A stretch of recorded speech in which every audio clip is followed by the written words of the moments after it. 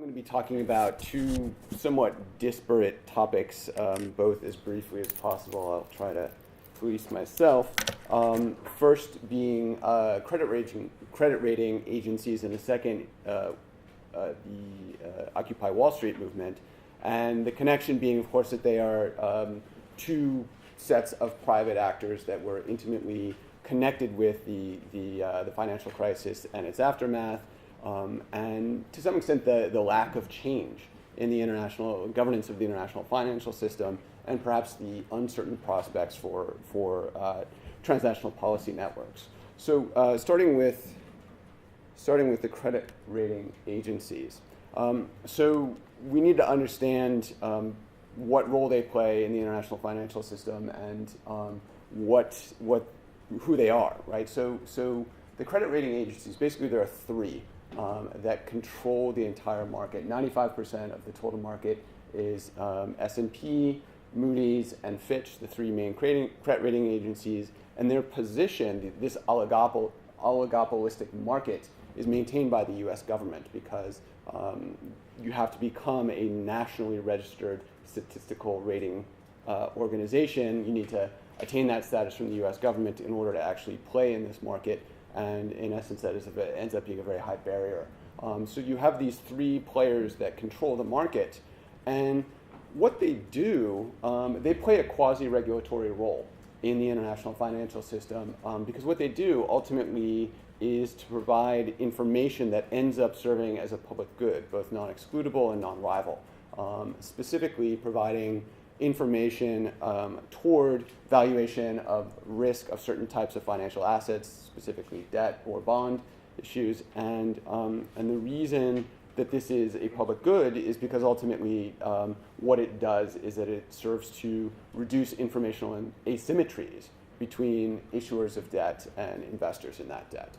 And there's also sort of a side virtue of having private actors play this role, is that as opposed to public actors, at least in theory, there's potential for separation from political influence, right? That they are private entities and, in theory, again, separate from political influence. However, what we saw, and this is a story that's pretty well known by this point, that there became, during the crisis, or really in the years leading up to the crisis, a gap between the sort of public interested role of these credit rating agencies and their own private interest. And really, it's the way that the system is set up. First of all, is that the rating agencies sort of operate in what's known as an issuer pays system, where companies pay the credit rating agencies in order to rate them, in order to rate their debt. And this creates incentive problems for the credit rating agencies, basically because of their own bottom lines as for-profit actors depend on the number of bonds that they rate. They have incentives to rate more and more bonds, and to do so in a way that may not sustain their underlying models, the rating models. And they also have, to some extent, to attract new customers, an incentive to inflate their ratings, right? Just in the way that college professors might have an incentive to inflate the grades that they give. Same thing with these bond rating agencies. So there's a problem there, and connected with that, and this is really specific to this crisis, is that you had the emergence of these new collateralized debt obligations, CDOs. We know them as mortgage-backed securities that these credit rating agencies were rating, that it's not clear that they had the necessary information to be giving accurate ratings. I don't know if anybody here has read Nate Silver's book, the 538 blog. He has a chapter on this where he talks about this as a failure of prediction, specifically because there was these rating agencies were treating this as risk when it was actually uncertainty. That is, risk, they're supposed to be able to quantify risk. That's what they do, right, to give investors a signal about the nature of these bonds, but instead they were making assessments based upon unknowns, what Silver calls the rating unknown unknowns as opposed to known unknowns, right? And so this, when you add these two things together, you had a situation where all of these CDOs that were deemed to be very safe investments were in fact not, and we all know what happened from there. Once the housing bubble began to burst, ultimately you had contagion throughout the system, internationally, and as our European friends know, that this played a significant role in the emergence of the debt crisis. And of course, there's the somewhat separate issue of European dislike of the role that these credit rating agencies have played in downgrading the debt of countries that has in fact made their situations even worse. So basically what I want to do, I just want to talk a little bit very quickly about the reforms that have been attempted over the last several years in the US and the European Union, and whether there's some convergence on this. First of all, that the US, the reforms that have been introduced have more or less sustained the status quo, right? That actually the first reform attempted was in 2006, so this was before the crisis erupted, and then thereafter, especially in Dodd-Frank, the attempts have been made to basically increase transparency, reduce conflicts of interest, and generally speaking, to give the SEC more authority to oversee the operations of these credit rating agencies. But that has not gone that far. Now, what happened last week, many of you may know, is that the Obama administration launched a case. Notably, it was a civil case, not a criminal case, against S&P in California for, in essence, defrauding investors. Right, so that this is basically the U.S. government saying you play a public interested role and you acted against the public interest. The response of S&P, which has basically been the same response that they've given with other lawsuits that have emerged, there have been many, has been First Amendment rights. That what we do is to provide an opinion, and we know that corporations are people now. So they have a right to speak their mind. The idea basically is that they are playing what they see as simply a private service to their clients as opposed to the public interest role. Now, we'll see where that goes with that lawsuit. In the European Union, of course, there is a high degree of skepticism about this First Amendment notion, the notion that what credit rating agencies ultimately provide is simply an opinion that is not that they're not actually responsible for. And the European Union, since 2008, has used a variety of venues to try and crack down on these US-based credit rating agencies. They started in the group of 20. They have been a significant player behind the emergence of the FSB, but have wanted to get global sort of a coalition for greater oversight of these credit rating agencies.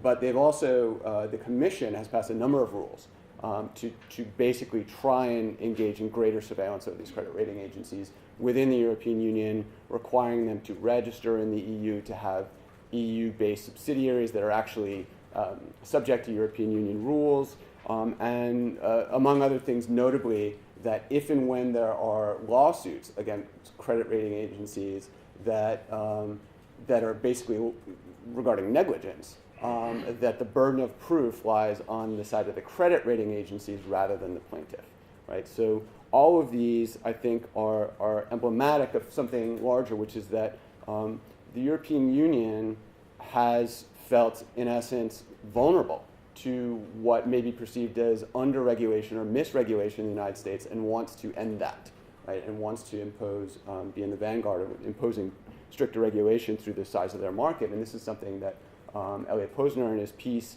in International Organization a few years ago, talked about what is ultimately an emerging balance between the United States and the European Union with respect to influence over these types of financial regulatory actions. So that the Europeans now, his argument is primarily about institutional capacity, but that the European Union is more likely than it would have been in past years to get what it wants vis-a-vis these credit rating agencies. So that's something of a prediction there.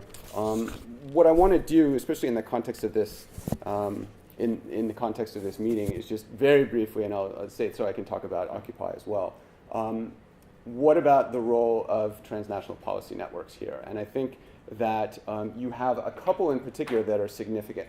IOSCO, which is securities commissioners, it's a broad-based transnational network of securities regulators. They're the ones who've come up with the new standards, or maybe their standards are becoming more important regarding the regulation of these credit rating agencies. I could go through, but it will take time. But it basically is an attempt to improve the quality and the transparency and, to some extent, the accountability of these credit rating agencies. And other people who've written in the literature are predicting that there is going to be more decentralized coordination, that instead of moving toward greater centralized harmonization, something like a World Financial Organization to set rules for global finance, that you're going to have more decentralized coordination among key players. And the other factor here is that the other key players are not just the Americans and the Europeans anymore. If we think about who are the creditors now, it's not the Americans and it's not the Europeans, it's the Chinese and other large developing countries. And they are going to be playing a bigger role in the context of these network organizations, as well as in the Group of 20. And it's not clear that the type of consensus that we see these transgovernmental networks in particular is working toward is going to be an easy thing. Between the Americans and the Europeans, as I think Vivian mentioned yesterday, there still is basically a convergence on neoliberalism. Not the case when you bring the larger developing countries into the picture. So I think it's going to be, it's possible that we're going to see actually more regulatory fragmentation in this area rather than convergence. Another relevant factor here, which leads into my second part, is that you get more national level politicization of financial regulation. And in some part, in the United States, this is a result of the emergence a couple years ago now of the Occupy movement. And I'm going to assume that everybody knows the basic ideas behind the Occupy movement that emerged in the fall of 2011 in New York near Wall Street, but really was inspired earlier by the Arab Spring, by Los Indignados in Spain. And the slogan of "We are the 99%," reflecting the accumulation of wealth at the top. There were not clear demands that the Occupy movement was making, and I'm actually going to come back to this. We could address the question of whether or not Occupy had an effect. I think there's some indicators that there was some effects. Apparently, the Daily Mirror recorded that the word Occupy was the most common word found on the internet in 2011. That gives you something. Other people have suggested that this opened space for Obama in his re-election campaign to pursue somewhat more progressive taxation ideas, but the policy impact is unclear. And what we know is that the Occupy movement isn't moving so much anymore, at least in terms of demonstrations. And what I want to do in 2 minutes is to just do a very, very brief comparison with a movement that I've done some research on, which is the Anti-Globalization Movement, and to sort of explain the difficulties in having a policy impact. The political opportunity structure, which is something that's in the social movement literature, basically are the institutional targets open, available? Can you influence them? What is the economic climate? I imagine that Cliff can speak to this more than me. But basically that for the anti-globalization movement for a few years, it had an effect because there were left governments, because the economic climate was relatively permissive, but then 9/11 happened and things changed, right? Not such a good climate for the Occupy movement in those same terms. The thing that I think is more interesting in this context is thinking about the organizational philosophy of the Occupy movement. And I said before that they didn't make any demands, and this to me is significant because they didn't want to make any demands. That the organizational philosophy, and this was true largely for the anti-globalization movement writ large as well, is that there's no move, but also no intent to engage existing political authorities, right? And that my hypothesis here is that this reflects an organizational philosophy that rejects any engagement whatsoever with existing authorities. What I might just call a new left organizational philosophy goes back to Gramsci, goes through Foucault, through more recently to Judith Butler, Hart and Negri. People, basically, the ideas being that you don't engage the power structure that you're trying to topple. And you avoid internal hierarchies. And so the image that we most have of the Occupy Wall Street movement is this, right? Or something like that. I don't remember what the hand movements were, but it was about signaling assent, right? That it was sort of an extreme form of direct democracy where no one voice was allowed to dominate over others. No one hegemonic idea or principle or doctrine was allowed to dominate over any other.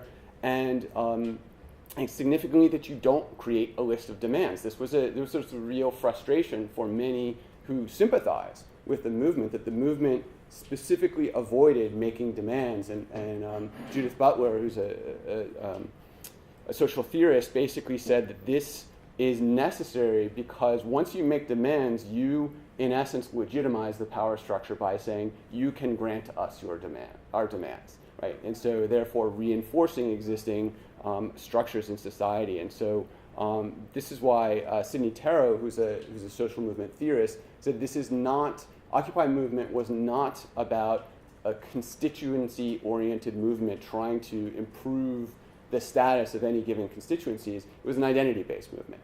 We are here. Notice us, right? We are the 99%. And that, as a result, what I would say, just bringing it back to, unfortunately, a little note of skepticism regarding the emergence, possibly, of transnational policy networks here, people in the Occupy movement won't participate. That would not be consistent with this organizational philosophy for which they've been very consistent. So I will quit there.